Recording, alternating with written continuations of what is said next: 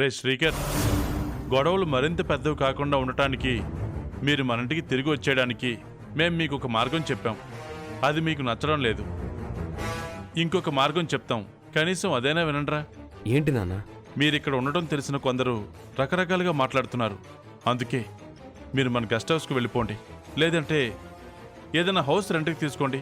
కావాలంటే ఆ డబ్బులు మేం కడతాం. మీరు బయటికి గెంటేసిన తర్వాత వాళ్ళు ఎక్కడుంటే మీకెందుకు? మీరు రెంట్ కడితే బతకాల్సిన పరిస్థితిలో మేం లేవు నాన్న. అది కాదురా, మా ఉద్దేశం ఏంటంటే మీ ఉద్దేశాలు మీ దగ్గరే ఉంచుకోండి. అది కాదమ్మా, వాడు ఎలా బతికాడో నీకు తెలుసు. ఇంత చిన్న ఇంట్లో అన్ని సౌకర్యాలు వదిలేసి ఎలా ఉండగలడు? ఇల్లు చిన్నదైనా మావి పెద్ద మనసు. ఆ కొంపలో వీళ్ళకి దొరకనివి నా ఇంట్లో దొరికేవేంటో తెలుసా? ప్రేమ, అభిమానం, ప్రశాంతత, మనశ్శాంతి. మీ ధనం వాటిని కొనగలుగుతుందా? అవని, మీ మావయ్య ఏమంటున్నాడంటే, అంత విన్నానక్క. మావయ్య, ముందు మీరు కాఫీ తీసుకోండి.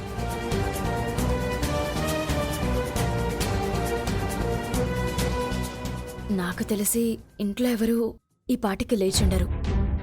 కనీసం కాఫీ కూడా ఇచ్చుండరు కదత్తయ్య. మీరు కాసేపు ఉంటే టిఫిన్ కూడా చేసి వెళ్ళొచ్చు. ఈ డబ్బున్నోళ్ళు నీ అభిమానానికి కూడా రేటు కడతారు. వద్దవని, అలాంటి పనులేవి చేయకు.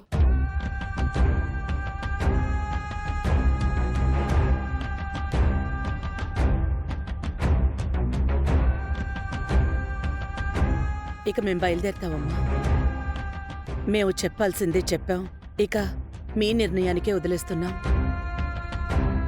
మీరప్పుడప్పుడు చుట్టపు చూపుగా రావచ్చు. అలాగే నువ్వొక మెట్టు దిగితే మీరు మన ఇంట్లో శాశ్వతంగా ఉండొచ్చు.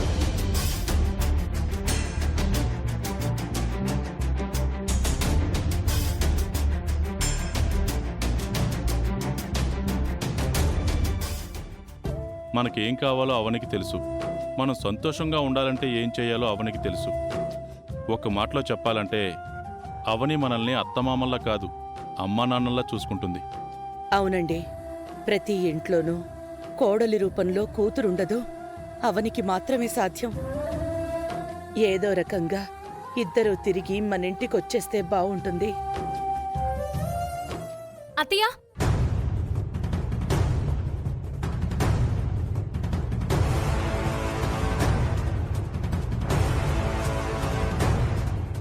ఇంట్లో అందరూ బాగున్నారు కదా? మేము ఆ ఇంట్లో లేకపోయినా మీరంతా సంతోషంగా ఉంటే చాలు మాకు. మాకు మీతో వచ్చేయాలనుంది నాన్న. అలా అని నా భార్య మాత్రం నిహారికకు క్షమాపణ కల్లో కూడా చెప్పదు. అలాంటి కండిషన్ లేకుండా రమ్మని చెప్పండి, వెంటనే బయలుదేరతాం. బావా, అత్తయ్య మావేల్ని ఇబ్బంది పెట్టద్దు. వాళ్ళ కారణాలు వాళ్ళకున్నాయి. ఈరోజు ఉన్న కండిషన్స్ రేపటికి ఉండకపోవచ్చు. ఏదైనా సరే చివరికి మనకి మంచి జరుగుతుంది. ప్రతిదీ ఇలా పాజిటివ్గా తీసుకోవడం నీకు అలవాటైంది కాబట్టే నీతో అందరూ ఆడుకుంటున్నారు. అత్తయ్య, మావయ్య, మీ ఆరోగ్యం జాగ్రత్త.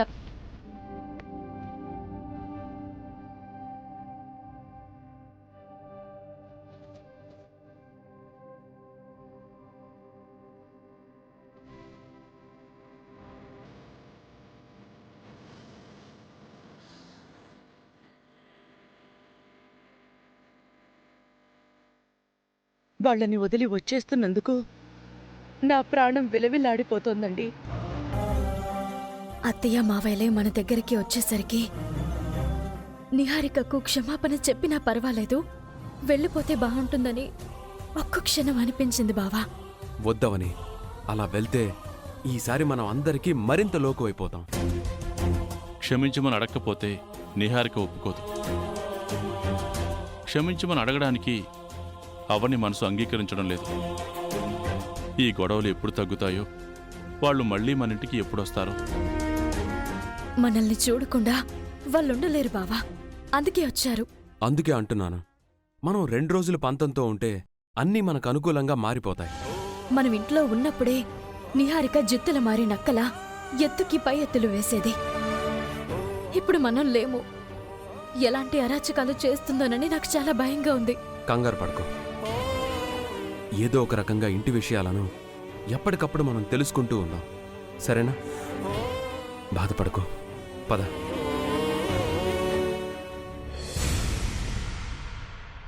What's the matter? వేదవతి ఇంట్లోని టోటల్ క్యారెక్టర్స్ గురించి ఇన్ఫర్మేషన్ తీసుకుని వచ్చాను సార్.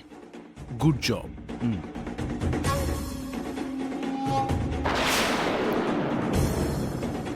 ఈమె వేదవతి.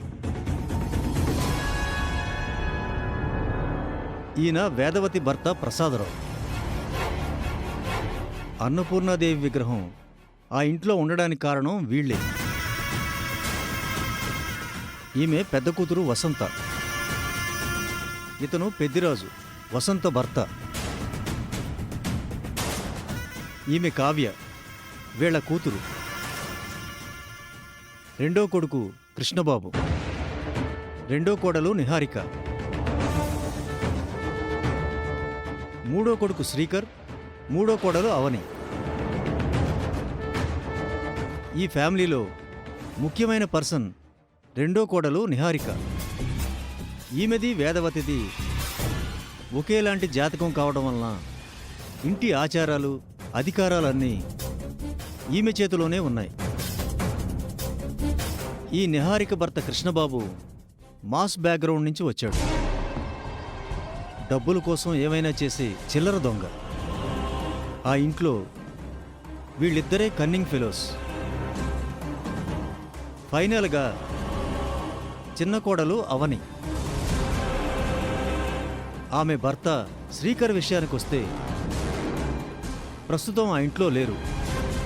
ఫ్యామిలీ ప్రాబ్లమ్స్తో బయటికి వెళ్ళిపోయారు. బట్ ఆ ఫ్యామిలీకి ఈ అవనే సెక్యూరిటీ గార్డ్ లాంటిది.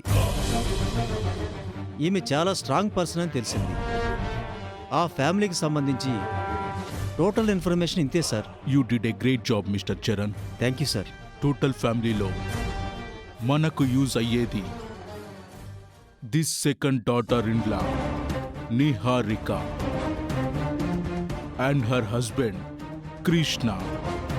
వీళ్ళను మనం గ్రాప్ చేయగలిగితే ఆ ఇంట్లో విగ్రహం వీళ్ళ ద్వారా బయటకు వస్తుంది. Mister Charan, sir. Catch them immediately. Okay sir.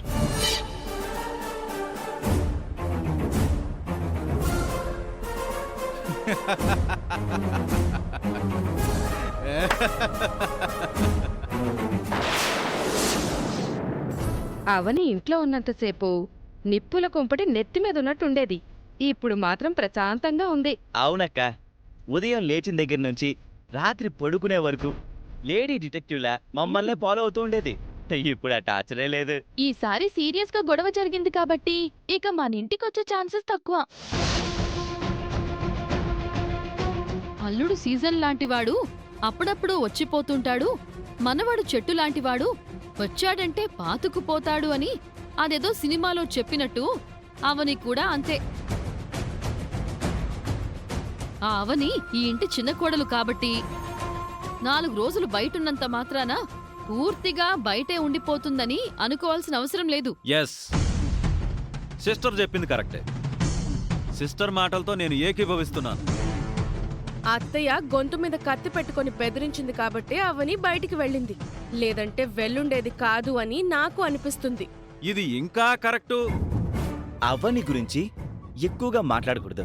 పైన తదాస్తు దేవతలు గ్రీన్ సిగ్నల్ ఇచ్చారంటే వచ్చినా వచ్చేస్తుంది. అవని గురించి కాసేపు పక్కన పెట్టండి. అమ్మమ్మ తాతయ్యలు ఎక్కడికి వెళ్లారో అది ఆలోచించండి. పెద్దోళ్ళిద్దరూ అవని శ్రీకర్లు బయటికి వెళ్ళిపోయినందుకు తెగ బాధపడిపోతున్నారు. వాళ్ళ దగ్గరికే వెళ్ళుంటారని నేను అనుకుంటున్నాను.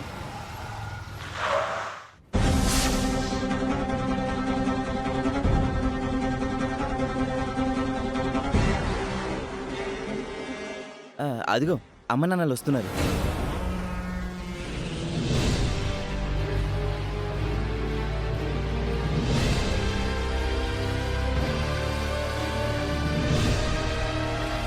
ఎక్కడికి వెళ్ళొస్తున్నారు అత్తయ్య?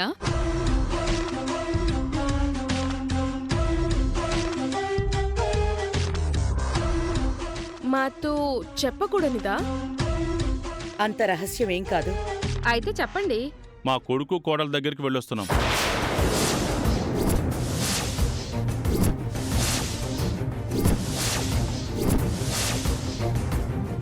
అత్తయ్య, ఒక్క మాట. ఏంటి? బయటికి పొమ్మని తీర్పు చెప్పిన మీరే బయటకు వెళ్లిన వాళ్లను కలిసొస్తున్నారు అంటే మనందరం ఎంత అలుసైపోతామో ఆలోచించారా? కొంతమందిని గ్రామ బహిష్కరణ చేసినప్పుడు వారు గ్రామం బయట ఉంటారు. వారితో ఊరి జనం గాని బంధుమిత్రులు గాని కలవకూడదు అని అంటారు. అంటే ఆ శిక్ష అంత కఠినంగా ఉంటుంది. అలాగే అవని శ్రీకర్లకు మీరు కుటుంబ బహిష్కరణ విధించారు. అంటే మనం ఎవ్వరం వాళ్ళని కలవడం గాని వారితో మాట్లాడడం గాని చెయ్యకూడదు అని ఆ తీర్పు యొక్క అర్థం. మరి మీరెందుకు వెళ్లారు? కుటుంబం నుంచి బయటికి వెళ్ళిపోమన్నామే కానీ వాళ్లతో మాట్లాడకూడదు, కలవకూడదని మాత్రం చెప్పలేదే. ఇదేదో తీర్పుని మీకు అనుకూలంగా మలుచుకున్నట్టుంది నాన్న. అవునత్తయ్య గారు, బహిష్కరించిన వారు బహిష్కరణకు గురైన వారి మీద ఎలాంటి పాశాలు చూపించకూడదు. నిహారిక మీద పెద్ద నింద వేసింది. అలాంటి దాని దగ్గరికి మీరు వెళ్ళొస్తుంటే అవని దాన్ని అడ్వాంటేజ్ గా తీసుకొని మన ఇంటికి రావడానికి ప్రయత్నిస్తుంది. వచ్చాను కావ్య.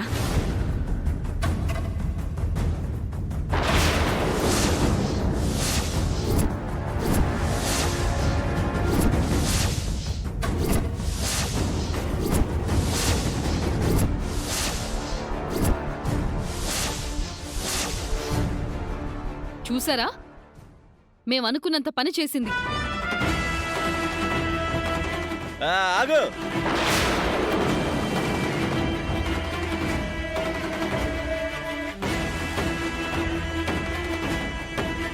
మీరు ఈ ఇంటి నుంచి బయటికి గెంటేయబడ్డారు. మీకు లోపలికొచ్చే అర్హత లేదు, అనుమతి లేదు. అవుట్. ఐసే గెట్ అవుట్ ఐసే.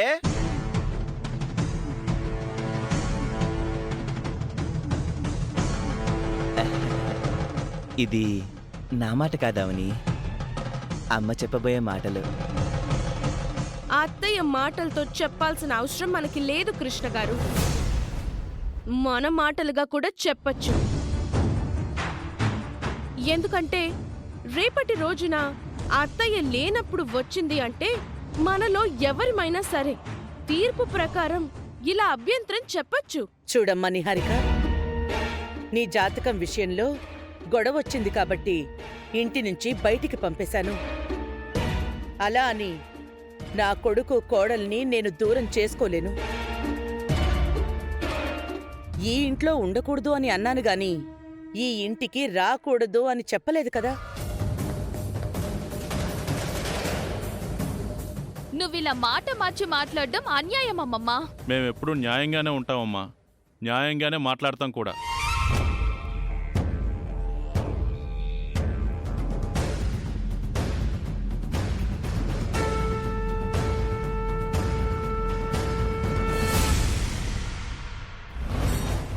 ఇంటి నుంచి వెళ్ళిపోయావు కదా, మళ్ళీ ఎందుకొచ్చావు? కారణం లేకుండా నేను రాను. ఏంటా కారణం? అత్తయ్య మా ఇంటికి వచ్చినప్పుడు ఒకటి మర్చిపోయింది. అదిచ్చి వెళ్దామని వచ్చాను. ఏంటది?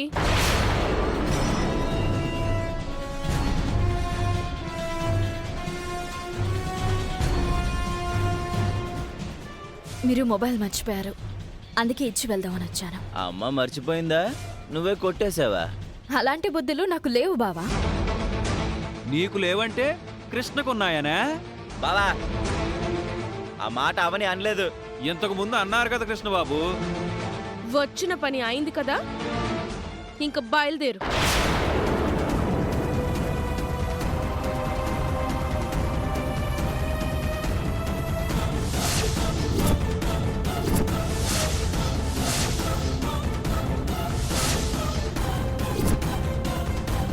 చూసారా ఎంత అడ్వాంటేజ్ తీసుకుంటుందో?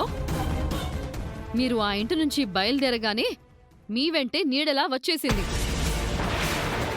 అవునమ్మా, ఇక్కడికి రావాలనే ఉద్దేశం ఉండబట్టే ఫోన్ని కావాలనే దాచేసుంటుంది. లేదంటే అక్కడే నీ ఫోన్ ఇచ్చేసుండేది. పోనీ అప్పటికే మీరు బయలుదేరిపోయి ఉండుంటే వెంటనే నాన్నకి ఫోన్ చేసి వెనక్కి రప్పించుండేది. నా గురించి ఎవరేమనుకున్నా పర్వాలేదు. ఇప్పుడు నేను ఈ ఇంటి చిన్న కోడలిగా, మేనకోడలిగా రాలేదు. ఓ అతిథిలా వచ్చాను. అత్తయ్య, మావయ్య, మీరు కూర్చోండి. మీతో ఒక విషయం మాట్లాడాలి.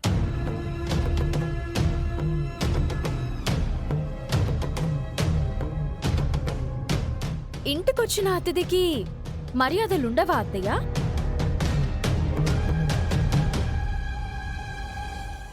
మీరు మా ఇంటికి వస్తే కూర్చోమన్నాను, కాఫీ ఇచ్చాను, అతిథి మర్యాదలన్నీ చేశాను. మీరు నాకే మర్యాదలు చేరా?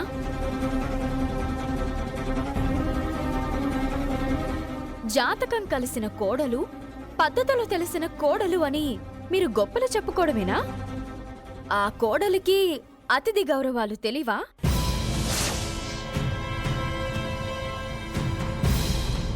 రేపటి రోజున పల్లెటూరు నుంచి మన బంధువులు వచ్చినప్పుడు కూడా ఇలాగే చేస్తుందా?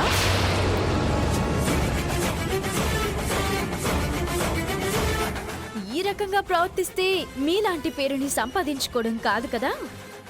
మీలో 1% పేరుని సంపాదించడం కూడా కష్టమైపోతుంది. నోటికొచ్చినట్టు మాట్లాడుతున్నావేంటి? మా బంధువులు వస్తే మర్యాదలు చేయకుండా ఎందుకుంటాను? నువ్వు నా మీద బురద చల్లిన శత్రువ్వి కాబట్టి నీకు మర్యాదలు చేయాల్సిన అవసరం నాకు లేదు. అవును, చెయ్యాల్సిన అవసరం లేదు. నా భార్యది మా అమ్మ లాంటి జాతకం కాదని నువ్వు నీ మొగుడు బాగా అన్నారు కదా. అలాంటి నీకు మర్యాదలు చేయాల్సిన అవసరం మాకు లేదు. మర్యాదగా నువ్వు బయటికి పోతే బాగుంటుంది. మీ కొడుకు సంస్కారం, మీ కోడలు సంస్కారం ఇలా ఉంది వేదవతి గారు. వీళ్ళ మీ పేరుని 10 కాలాలు నిలబెట్టేది. నిహారిక, వెళ్ళి అవని కాఫీ తీసుకురామ్మా.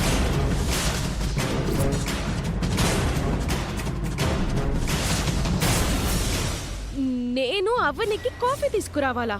అవనిని మేము బయటికి గెంటేసినా మాకు మర్యాద చేసిందమ్మా. నీలాగా అనుకోలేదు. అమ్మా, నా భార్యను మీరు అందరి ముందర చులకన చేస్తున్నారమ్మా. మనలో మనకి ఎన్ని గొడవలున్నా మన ఇంటికి వచ్చిన మనిషిని గౌరవించడం మన ధర్మం కృష్ణ. నిహారిక, వెళ్ళి తీసుకురా. ఏంటమ్మా ఆలోచిస్తున్నావు? వెళ్ళు. అత్తమామల మాటంటే గౌరవం లేదా ఏంటి?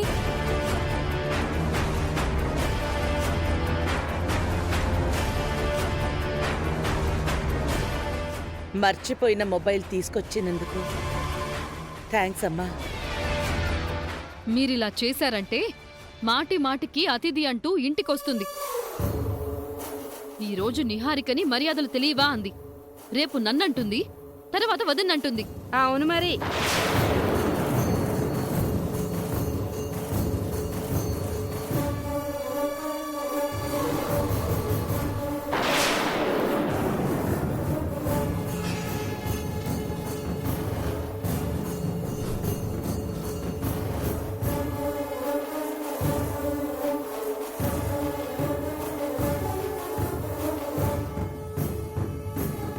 నీకు నా నుంచి మర్యాదలు కావాలా?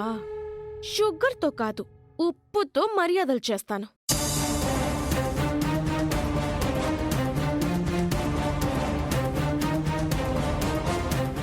అతిథి గారు, ఇలా ఏదో ఒక వంక పెట్టుకుని వచ్చే బదులు నిహారికని క్షమించమని అడగచ్చు కదా.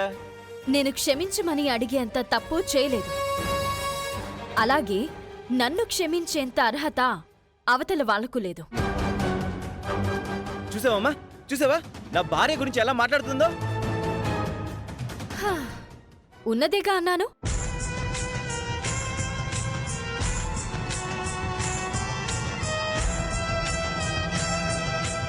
తీసుకోండి అతిథి గారు. థ్యాంక్స్. ఇంటి నుంచి బయటకు వెళ్లిపోయిన మనిషికి ఈ రకంగా నిహారిక సేవలు చేయాల్సొస్తుందని అనుకోలేదు. ఇదంతా అమ్మా నాన్నలిచ్చిన అలసే. ఇంతకు ముందు నిలబడి మాట్లాడేది, ఇప్పుడు సోఫాలో దర్జాగా కూర్చుని మాట్లాడుతుంది. మరి కొంచెం చనివిస్తే అమ్మమ్మ తాతయ్య పక్కన కూర్చొని మాట్లాడుతుంది. మరే కూర్చోడానికి కుర్చీ ఇస్తే పడుకోవడానికి పట్టుపరుపు అడిగే రకం కదా.